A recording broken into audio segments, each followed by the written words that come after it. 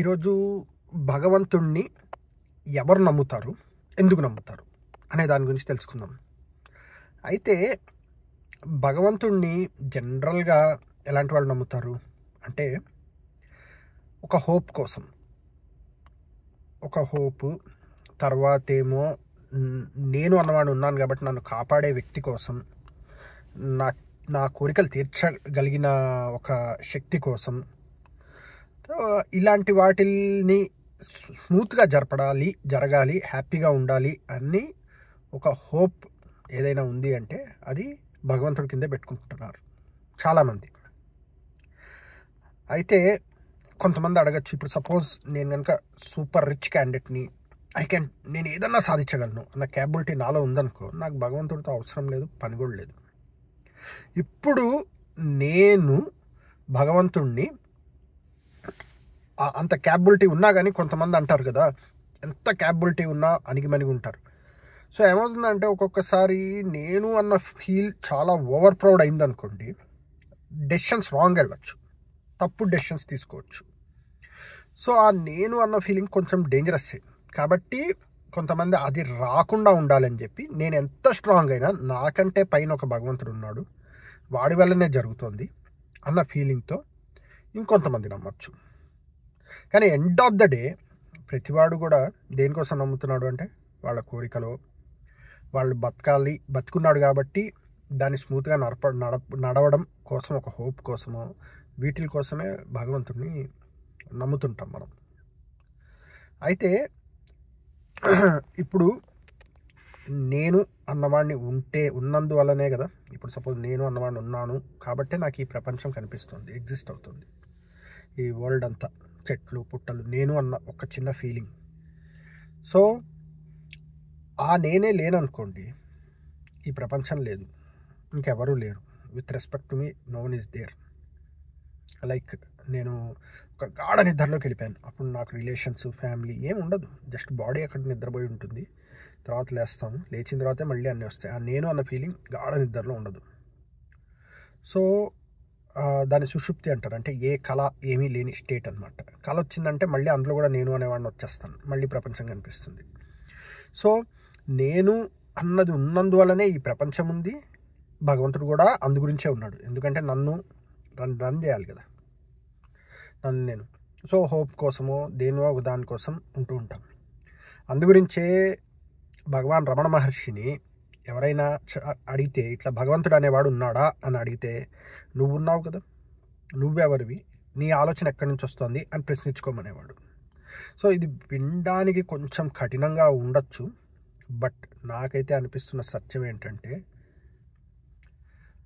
అతిగా అంటే ఇంకా అంతా భగవంతుడే అని చెప్పి భారం వేసేసి ఉండడం అనేది కొంత ఓవరాక్షన్ అనిపిస్తుంది నాకైతే. ఎందుకంటే నువ్వనేవాడివి ఉన్నప్పుడు నీకు నువ్వు సాధించుకో, లేకపోతే నువ్వు అనేవాడిని పూర్తిగా డిస్ట్రాయ్ చేసేసుకో. అంటే ఈ నేను అన్న ఆలోచన ఎక్కడి నుంచి వస్తుందో ఆ సోర్స్కి వెళ్ళిపోతే నేను అన్నవాడిని ఉండను కదా, అప్పుడు కూడా ఏం అవసరం లేదు, ఇంక నీకు భగవంతుడు కాదు అసలు, ఈ బతకాలి అన్న దీంట్లోనే ఉండదు.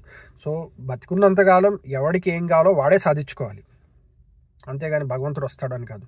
మరి గుళ్ళు గోపురాలు ఎందుకు అంటే నాకు అనిపిస్తుంది, మనం ఏదన్నా అనుకుంటే, ఇఫ్ వీఆర్ క్యాపబుల్, నీలో ఆ పాజిటివ్ ఎనర్జీ ఉందంటే you will go and do it, చేసేయగలుగుతావు. కానీ లేనప్పుడు కొంత పాజిటివ్ ఎనర్జీ కావాలి మనిషికి, మరి అది ఎక్కడి నుంచి వస్తుంది? ఆ ఎనర్జీ స్టోరేజెస్సే టెంపుల్స్ అనిపిస్తుంటుంది నాకు.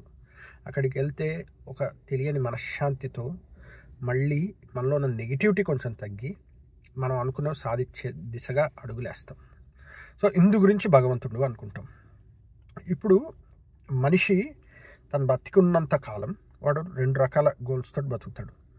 మూడోది కూడా ఉందనుకోండి, దానికి కూడా భగవంతుడు ఏమంత అవసరం ఉండదు. సో ఒకటి ఏంటంటే నెగిటివ్, రెండోది పాజిటివ్. నెగిటివ్ అంటే మనం ఏమనుకుంటాం, వాడిని కొట్టడం, వీడిని కొట్టడం, తిట్టడం. పాజిటివ్ దానికి ఎవరికన్నా మంచి చేయాలి, 10 మందికి మంచి చేయాలి అనుకోవడం పాజిటివ్. సో పాజిటివ్ చేయాలనుకోండి, స్ట్రెంగ్త్ కావాలి. చాలామందికి మంచి చేయాలంటే అంత ఈజీ విషయం కాదు, మీరు కష్టపడాలి, డబ్బులు సంపాదించాలి, అంటే ఇంకోటి అంతమందికి కావాల్సిన పనిని ఎగ్జిక్యూట్ చేయాడానికి స్ట్రెంగ్త్ కావాలి. నెగిటివిటీ చేయాలనుకో, 10 మందిని అడిగి చంపాలి, దానికి కూడా స్ట్రెంగ్త్ కావాలి. సో ఈ పాజిటివ్ ఎనర్జీకి నెగిటివ్ ఎనర్జీకి మళ్ళీ మనకి కావాల్సిన నెగిటివ్ ఎనర్జీకి సోర్స్ ఏది? మళ్ళీ నేనే, అంతే కదా. సో అందు గురించే నాకు అప్పుడప్పుడు అనిపిస్తుంటుంది, రాక్షసులు కానీ దేవతలు కానీ అందరూ శివుడినే పూజిస్తారు స్ట్రెంత్ కోసం. ఇదంతా గేమ్ లాగా అనిపిస్తూ ఉంటుంది. సో ఉన్నంతకాలం ఎంజాయ్ అంటే ఏది జరిగితే అది, ఇట్స్ ఆల్ హ్యాపెనింగ్, అంతే. అది మన కర్మానుసారం, అంటే మన మెమరీస్ ఏవైతే మనం ఎక్స్పీరియన్సెస్ తీసుకొని ఈ భూమి మీదకి రావాలనుకున్నామో that's what we are experiencing. So ఏదైనా సరే గట్టిగా నేను ఇది చేస్తా, ఇది ఖచ్చితంగా జరుగుతుంది అని అనుకుంటే అన్నీ జరుగుతాయి. దాన్ని మేనిఫెస్టేషన్ అంటారు. ఇలా జరగాలి అంటే జరుగుతుంది, అంతే అది. సో అతిగా భగవంతుడు, అతిగా ఓవర్ యాక్షన్ చేయడం, కళ్ళు మూసుకొని ఏడుస్తూ మోకాళ్ళ ప్రార్థనలు, అది ఇది, ఇట్స్ అన్ ఓవర్ యాక్షన్. సింపుల్గా దండం పెట్టుకున్నామా, వచ్చామా, ఒక కృతజ్ఞతా భావన ఉందా?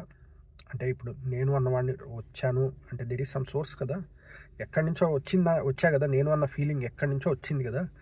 ఆ ఫీలింగ్, ఆ సోర్స్కి కొంత కృతజ్ఞత చూపించడం. ఆ సోర్స్ ఇప్పుడు నేను వెళ్తున్నప్పుడు నాకు కావాల్సినవన్నీ ఇస్తుంటుంది, తినడానికి తిండి అవ్వచ్చు, ఇంకోటి అవ్వచ్చు, దానికి కృతజ్ఞత చూపించడం. తర్వాత ప్రతి దాంట్లోనూ ఓకే ఆ సోర్స్ అనుకోవడం బట్టినే నాకు ఇలా వస్తున్నాయి అని చెప్పి ఒక రెస్పెక్ట్ ఉండడం, దీన్నే నా దృష్టిలో భక్తి అనిపిస్తూ ఉంటుంది. సో అంతేగాని కూర్చొని ఏడుస్తూ ప్రార్థనలు చేయడం, తర్వాత అదేదో ఎమోషన్ అనేది it's a just pure infatuation and over action అనిపిస్తూ ఉంటాయి.